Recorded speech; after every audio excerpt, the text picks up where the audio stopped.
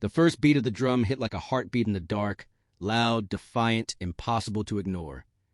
In that moment, as the village square filled with smoke from frying snacks and the sharp smell of dust rising under dancing feet, everyone turned toward the small wooden stage. The banner fluttered above it, reading, Ya Raja Ji Baja Baji Kina, a name whispered with curiosity and judgment alike. No one knew yet that this night would change lives, break old chains, and crown a queen who had been silent for far too long. Ronnie stood behind the stage curtain, her fingers trembling as she adjusted the gungaroos around her ankles. The music outside was growing louder, and with it, her fear. She had danced since she was a child, dancing in secret on the cracked mud floor of her home, copying movements she saw on an old, flickering television. But tonight was different. Tonight, the whole village was watching.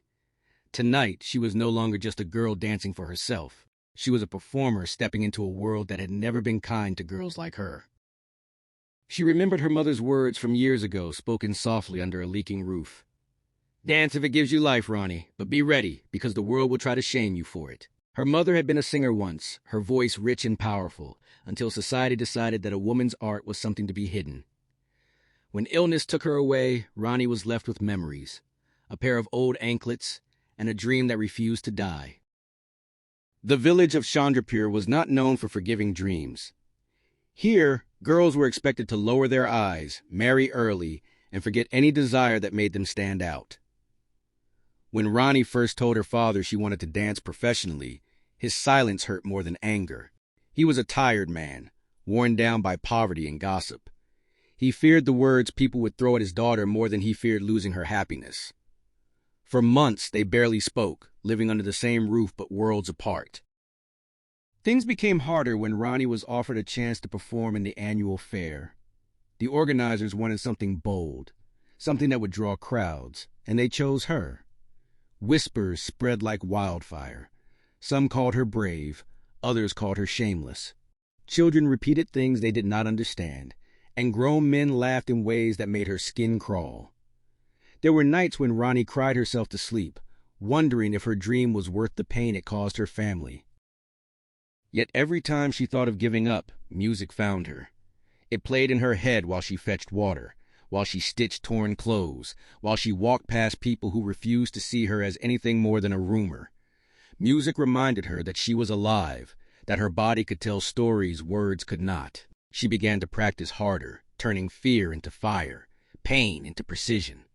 Her movements grew stronger, her expression sharper, her confidence slowly rising like the sun after a long night. Rajaji entered her life unexpectedly, not as a king, but as a man carrying his own wounds. He was a local dole player, known for his skill but dismissed because he refused to flatter powerful people. He saw Ronnie practicing one evening near the river, her reflection breaking and reforming in the water as she danced. Instead of judging, he listened. Instead of staring, he understood. When he offered to compose a rhythm just for her, she felt seen for the first time. Their partnership was not easy. People questioned his intentions, accused him of encouraging disgrace. Even his own family warned him to stay away from trouble. But Rajaji believed that art had no gender, no shame. Together, they created the song that would become Ya Raja Ji Baja Baji Kina, a fierce blend of folk beats and modern energy. The song was not just about dance, it was about defiance, about asking why joy needed permission. As the performance night approached, obstacles multiplied. The village elders tried to cancel the show, claiming it would corrupt tradition. Sponsors pulled out at the last minute. Ronnie's father fell ill from stress, and guilt threatened to crush her spirit. Standing by his bedside, she almost promised to quit, to return to a quiet life that demanded nothing from her. But her father surprised her by holding her hand and telling her to dance, not for the village, but for herself and for her mother's unfinished song. Now behind the curtain, those words echoed in her heart. The announcer called her name. The crowd roared, some in excitement, some in mockery. The curtain lifted, and bright lights hit her face, blinding her for a second. Then the beat dropped. Rajaji's drum spoke first, strong and unapologetic. Ronnie moved. Every step she took silenced a doubt. Every spin answered a question she had been asked her whole life. Her dance was powerful, not inviting judgment, but challenging it. She did not dance to please. She danced to declare her existence. The crowd changed as they watched. Laughter faded. Whispers stopped. Even those who came to criticize found themselves clapping without realizing it. Halfway through the performance, when the song reached its peak, Ronnie felt something shift. She was no longer afraid. The stage was hers. The night was hers.